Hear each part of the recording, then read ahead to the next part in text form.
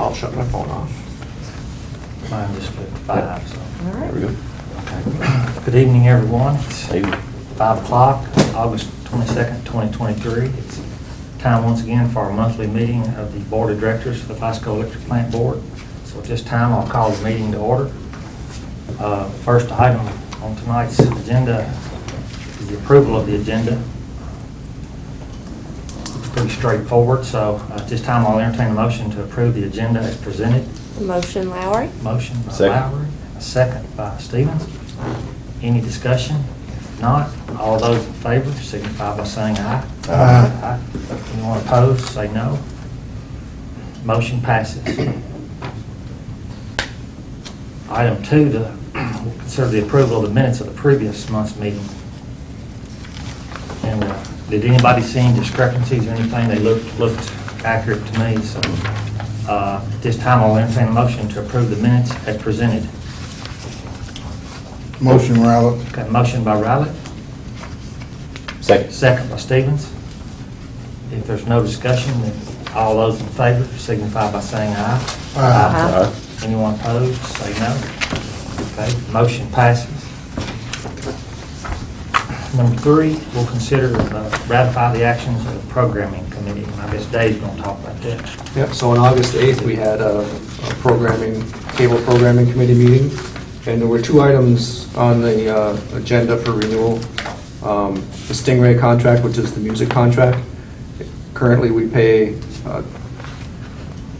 20.9 cents per subscriber for that contract, and it's the new contract increases annually to 22.81 cents in 2026. So that 1.91 cent increase over the 4 years represents 9% increase over that time.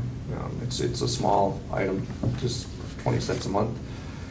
And then the Grace Note contract, which is the guide, it's the scrolling guide that we use, and also the guide to move through the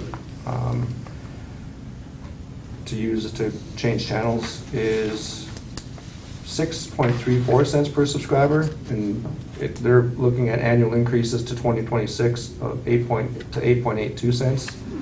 So that's just a 2.48 cent increase, but it represents a 40% increase over that time. I mean, we're talking less than 10 cents, but if everyone was doing that, it would be some huge increases. But anyway, the programming committee did vote to approve both contracts and recommends that to this board. Okay. Any questions? Josh, do you have anything to add to that? Okay. All right.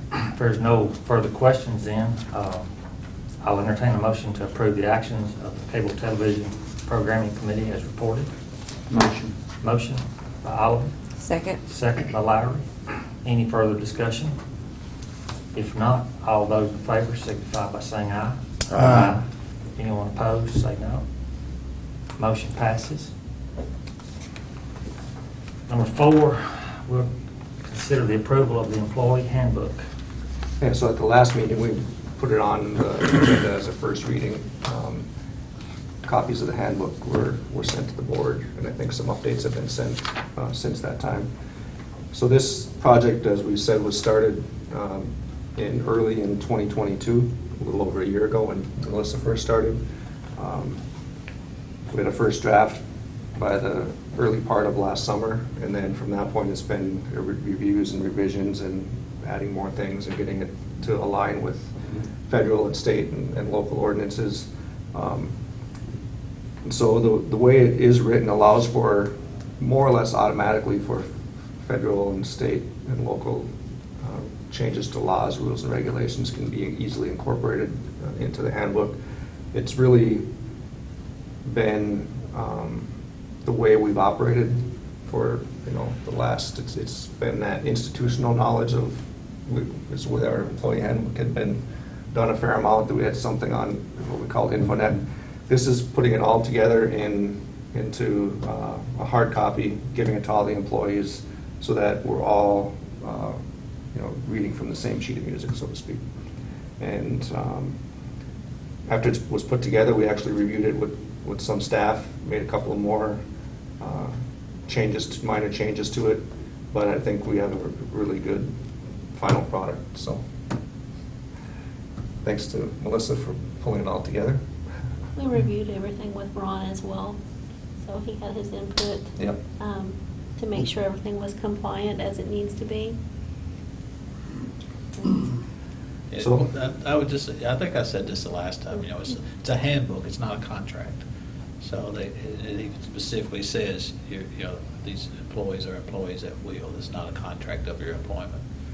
I think it defines, overtime, what you're expected to do, and how you're getting paid for that. Things which I guess the staff already knows, but it's never really been written down that I know of. Yeah, there's just a lot of those things that we've done over the years that are now put in black and white. So yeah, the recommendation of staff is for the board to adopt it, and we'll make it official as of tonight, really, if the board approves it. Okay, does anybody have any other questions? Just the staff review. How involved were they, on the recent changes? Anything that's been adopted or anything along those lines? Were staff given the ability to, be informed and be a part of that decision-making process up to this point? I know you've already kind of spoken to it, but was that early on, Yes. or have they recently? Early on, so Melanie, Dave, myself, and Ron reviewed the first revisions. Mhm. And then as we went through the revisions, we would call in staff to review that as well. Last Friday, right after I emailed the board a copy of the handbook again, Mhm. we did send it out by email to all of our employees so they would have an opportunity to review it before tonight's meeting. If they had any concerns, we addressed those at that time, which led to a couple of revisions that we've made and sent those to the board prior to tonight's meeting. Today, we met with all of our managers and reviewed each page of the handbook, including those federal that are required to be in an employee handbook, and there was nothing said at that time with regards to any concerns or issues. We will have meetings pending the board's approval tonight, first thing tomorrow, where everyone will have a copy of the handbook, and they will also receive an electronic version so that they can save that on their desktop. Okay. Thank you, Melissa. You're welcome. All right, anything else? Okay, at this time, I'll entertain a motion to adopt the Glasgow Electric Plant Board Employee Handbook as presented. Make a motion. Have a motion by Riley, Second. second by Stevens. Any other questions or discussion? If not, all those in favor signify by saying aye. Aye. Anyone opposed, say no. Okay, motion passes. Got us a handbook now. Yep. We'll move on to number 5. We'll consider modifications of cable and broadband rates. So, yeah, tonight what we're really doing is just adding corresponding rates for the fiber to the home system, which we'll have an update on the fiber home project later. But this is really, we're not changing any cable television rates. We're not changing really any broadband rates, internet rates either. This is adding rates so that when we sign up customers to our fiber network, there's a approved rate for them to go on because the speeds are different and that sort of thing. So we are not raising cable and internet rates to customers. Just want to say that again. So that's a common question, that's and correct. I'm sure that. Yes, Okay. that's correct. I should add, I'll add tonight. We're not, that's not. Tonight, that's not what this is. Right. It's not increased. It's not, no, not at all. So if you look at the first page with just the 2 blocks on it, it's really, this is really what we're doing tonight is what's in green. So you can see that we have the existing HFC network, the hybrid fiber coax network, the traditional system that we've had in place. Our 25 megabit down, 5 megabit up price is $55 per month. On the fiber system, that's going to correspond to 100 megabits down, 100 megabits up, 100 megabits symmetrical basically, will be $55 a month. And if you, as you go down, our 50 by 10 is $65. The corresponding fiber to the home, the 300 megabit symmetrical is 65. Our highest speed right now is 100 down, 20 up, and that's $75. That's going to correspond to 500 symmetrical on the fiber system, and then we're adding 1 gig symmetrical for $85. That'll be for standalone fiber rates. So then, you set that aside and take a look at the other sheet that has more detail. What this sheet does is it combines the fiber internet system with the cable, existing cable rates. So again, if you look at the non-highlighted side, we have the essential package plus the 25 down, 5 megabit up for $110. The essential 100 megabit symmetrical package is going to be $110. And as you go down, you'll see that the 50 by 10 corresponds with 300. Essential 100 by 20 corresponds with essential 500 symmetrical. And then we're adding essential plus the 1 gig symmetrical. And that price is going to be at $140, which it corresponds to the $10 difference between the 1 gig and the 500 symmetrical. So there's the whole Premier follows that same pattern. The Premier HD, and then at the bottom I've just reiterated the internet only. So this is really good. Again, for tonight, we're just adding the fiber to the home pricing to our rate structure. But if there's any questions, this is a good time to ask.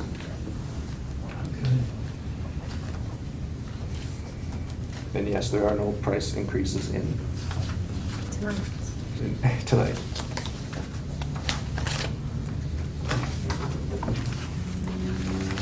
I think I asked the other night, but are there still people showing interest in the fiber? Oh, yeah. A lot of people asking about it. Yeah. And we'll talk to that more when we get to the superintendent report. Yeah. Okay. All right, any other questions? Okay, I'll entertain a motion to modify the cable and broadband rates as presented, which will be adding the pricing of our fiber to the home network to our existing HFC network rates. I'll accept a motion at this time. Motion, Lowry. All right, I have a motion by Lowry. Second. Second by Olive. Any other discussion? Okay, if not, all those in favor signify by saying aye. Aye. Anyone opposed, say no. Motion passes. Number 6 will be the superintendent's report. Mr. Dave? Yeah, so before I actually get into the reports, I just want to introduce everyone else that's here. I'll start with Chris Childress. Okay. So Chris is new to the company. He started July 10th, was it? Yes.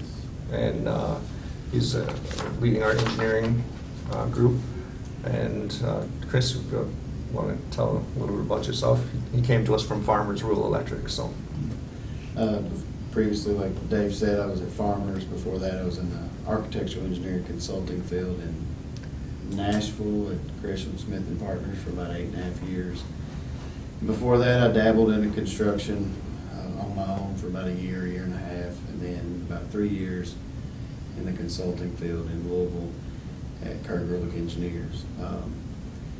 And I really enjoy the utility field. To be honest with you, Farmers RECC was my dream job, and I had it for 8.5 years, but the opportunity to come over here and to be in a management position and to try to lead the plant board into the direction I believe we need to go was a challenge I was willing to accept, and I'm anxious to get some things rolling. Yeah, he's been a great addition to the team. So, as we talked about, we have 7 retirements this year, and he's filling one of those retiring roles. So, welcome, Chris. And then we have Wade Brewer, who we've all met. Trick Perkins, who I think you probably have met. He's probably been here at some point, but he's going to talk a little bit about the tree trimming tonight. And then Melanie, who of course you met and know. Josh, who Nobody knows. Josh, always makes his presence known when he's given the chance to talk. I'm not going to give him that chance tonight, I don't think. And then Melissa and Ron. So with that, we'll get into the superintendent reports. First is the fuel cost adjustment. So the fuel cost adjustment is down this month to 2.15 cents, down from 2.4 cents last month. It's a little bit higher than last August, but you know, whenever we're seeing again that fuel cost adjustment in that 2 cent to 2.5 cent range, you know, that's something that is normal and we can live with. So nothing really too outstanding there. So outage report. Again, you know, July was another month of storms, and the outage report pretty much reflects that. But one item I guess I would point out is that of these 44 outages that we're showing here in July, 12 of those again were blinks, where it blinked and came back on. Inconvenient, but a lot less inconvenient than the power actually going out. So 12 of those 44 were blinks. We have a lot of outages listed as trees on this report, but they occurred in that July 2nd to the 4th of July timeframe, which was another major storm. So a lot of those, I think I counted 9 events that we're counting as trees were really weather related. You know, that as we improve the tree trimming, we'll have fewer tree outages even in storms, but there's times during storms where, you know, trees are still going to come into the lines. So it's not great, but you know, the weather has just been crazy. This month so far, it's been pretty good. We got what, 10 days left, I think, and 9 days maybe. And there's, you know, some rumbling of storms possibly, but I think maybe we'll get through the month in pretty good shape, month of August. Let's see. Yeah, so any questions on the outages report? Wade or Chris, anything to add? I think, like Chris said, one of the things that as we go through and look at ways to make the system more resilient, you know, that'll also improve the outages. Something as simple as single-phase reclosers out on the system. We have our main 3-phase feeders that go different places around town, but then off of there we have long single-phase taps that are fused, and depending on how they're set up, you know, fuse the circuit breaker back at the substation may trip once before that fuse blows, so everyone gets blinked, and then that fuse drops. Or if it's set up so that the breaker doesn't operate, because a lot of times we don't want the breaker to operate. You know, if a tree falls through the line, it causes enough of a short to open the fuse, and it's open until we get there to replace it. Whereas if we had a single-phase recloser, that tree falling through the line, or a squirrel or a bird would cause a short, the recloser would trip and close back in, the fault would be gone, and you know, we may not even know about it, other than today's reclosers send information back, but otherwise, you know, back in the days of the old reclosers, you may not even know that it blinked unless the customer called and said, hey, why did my power blink, you know. So we're going to look at some of that as well, getting single-phase reclosers out in the system, which will eliminate truck rolls, shorten outages to 2 blinks in a lot of cases, and just really be a better system. But that's going to, you know, when I say we're going to get some single-phase reclosers on the system, that's, you know, 2024, 25, 26. It's not in the next month or 2, so it's going to take time. Yeah. So, all right. Fiber to the home project. Turn it over to Wade. Still continuing to build the backbone of the network. Have a few places where the tree trimmers are finishing up at, and then we'll get that wire put up. From there, kind of the Westwood area by what was Barron County Healthcare. I apologize, I don't remember what it's called now, but that neighborhood in that direction, and we're at a point of getting ready to be able to put drops up, or the drop coming from the pole line to the house, and start some installs. So Josh had worked with one of our vendors for some of our products, and they were needing around 20 homes to get it in originally, to turn us loose with that product, I guess you could say. And we have those pretty well identified, and hope to have some installs and customers moved over within the next week to 2 weeks. So, Okay. Definitely by the next board meeting. absolutely. So, That's our hope. yeah, that's, it's taken longer to get to this point than I had hoped, but I think once we get these drops in and the installs, then we're going to see progress quickly. You know, once that process starts, it's going to be every day more customers coming on until phase one is complete. So just as an aside, this would be more under new old business, but you know, once we have customers on the network and it's working, and you know, we can come to the board and say, you know, we're successful with phase one, then we need to start thinking about phase two, you know, and getting the numbers put together, which they're put together, but get phase two rolling so that we can get equipment ordered if it gets approved because of lead times, like everything. So once I made it clear to our team and to the contractor that we're not touching phase two until we get customers trained up in phase one, you know. So and then after that, I think, you know, once we know we're successful, phases 3 and 4 can follow as we need to. But right now, before even proposing anything for phase 2, I want to get customers trained up on the network. So next board meeting. Right. All right, and then I've got asked Trig to be here tonight. So Trig is the manager that is our outside crews, basically, and he also has the contract tree trimmers that he sets up where they go. And I wanted Trig to just come in and kind of talk. I think you've got some maps in that packet. Yep. That's all the places that our contract crew has been in the past month, a little over a month, since they signed the contract agreement with us. But aside from those places, going forward, we've had, I guess you call it a hiccup with the tree trimming the right of way to get the fiber ran through there. So I'm trying to stay out in front of the fiber contractors right now. Wade, he mentioned the Westwood area, we should be done with it tomorrow sometime. So we'll be able to get killing two birds with one stone, essentially. Getting the fiber ran through and getting the lines cleared. And I'd like to start on phase 2 of the fiber project as well, moving forward. And that'll be in that phase 2 area. That way that the Wade's guys don't have to wait on us to pull fiber through just because of the right-of-way problem.